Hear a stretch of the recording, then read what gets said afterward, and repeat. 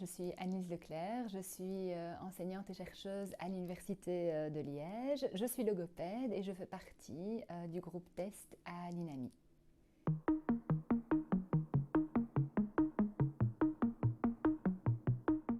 L'objectif, c'est vraiment de disposer d'un langage commun entre, d'une part, les associations professionnelles, les logopèdes sur le terrain, et d'autre part, les organismes assureurs. Et donc, à leur création, il s'agissait juste de s'assurer que les logopèdes utilisaient dans leur bilan un test logopédique pour attester des troubles chez les enfants. Initialement, c'était donner l'info aux organismes assureurs de quels sont les tests logopédiques qui existent. Et initialement, il n'y avait pas donc d'autres critères qu'un test qui soit édité et qui dispose de normes utilisables pour entrer dans les critères INAMI.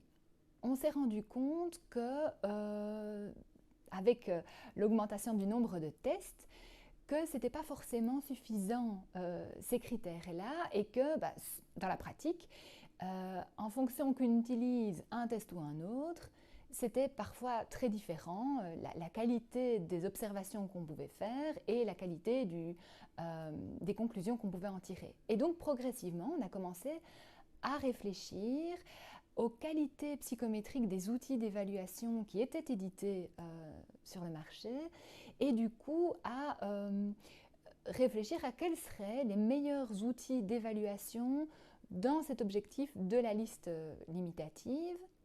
Et pour ça, on s'est assez vite rendu compte qu'on avait vraiment besoin d'experts dans les différents domaines pour pouvoir conseiller au mieux à la fois les associations professionnelles et les organismes assureurs sur les critères psychométriques qui étaient des choses qu'on pouvait regarder simplement en regardant les normes, mais aussi de pouvoir conseiller au mieux sur comment l'outil est vécu au quotidien. Est-ce que les consignes de passation sont claires? Est-ce qu'elles sont bien comprises par les enfants?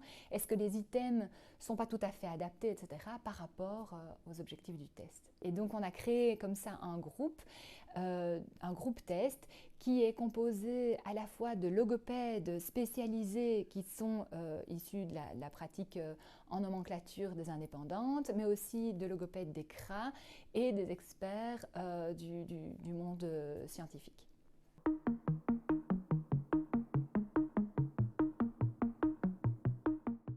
Il faut vraiment se rendre compte qu'on a pensé les listes limitatives en termes de tests de première ligne, c'est-à-dire les outils diagnostiques. Les outils qui vont permettre de donner l'accord mutuel. Donc, ce qui est important pour nous, c'est que ces tests soient pertinents pour mettre en évidence un trouble chez un enfant qui en présente un et pouvoir rejeter la présence d'un trouble chez un enfant qui n'en présente pas. Ce qui est vraiment important, c'est que ces tests disposent de normes qui sont avec un échantillon d'étalonnage qui est suffisant, avec un échantillon d'étalonnage qui est aussi représentatif de la population, avec un bon pouvoir discriminant, c'est-à-dire une bonne sensibilité, une bonne spécificité, mais aussi une bonne fidélité test-retest, une bonne fidélité interjuge.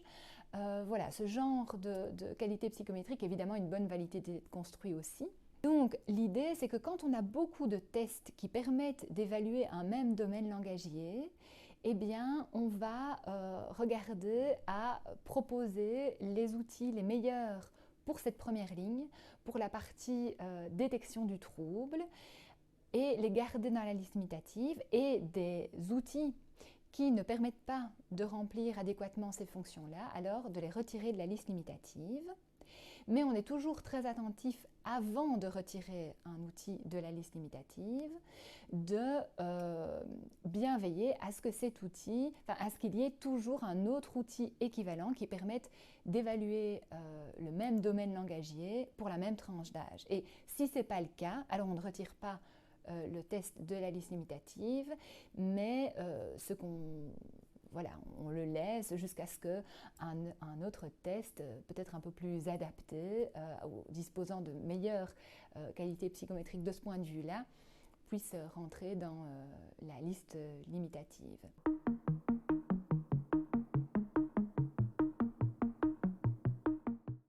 Il faut, pour avoir accès au remboursement INAMI, avoir utilisé un test de la liste limitative qui montre des performances déficitaires, en tout cas déficitaires dans le cadre du langage oral, en tout cas qui rentrent dans les critères INAMI. Mais évidemment, ce ne sont pas pour autant les seuls tests pertinents à utiliser parce que il y a aussi des tests de deuxième ligne qui peuvent être très très pertinents à utiliser pour aller essayer d'approfondir la compréhension des déficits cognitifs chez l'enfant, pour établir un plan thérapeutique, etc. Donc c'est important aussi de bien comprendre que les outils qu'on a retirés de la liste limitative, ça ne veut pas dire pour autant qu'ils n'ont aucune pertinence et qu'ils ne valent rien.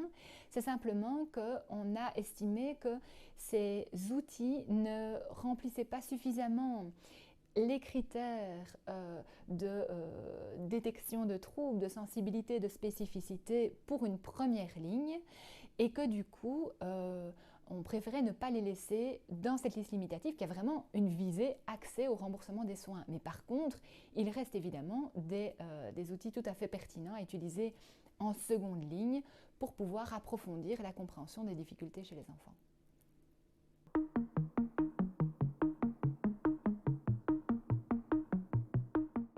Elles ont plutôt un objectif de guide de bonnes pratiques et de communication simplifiée. Donc c'est vraiment plus un guide.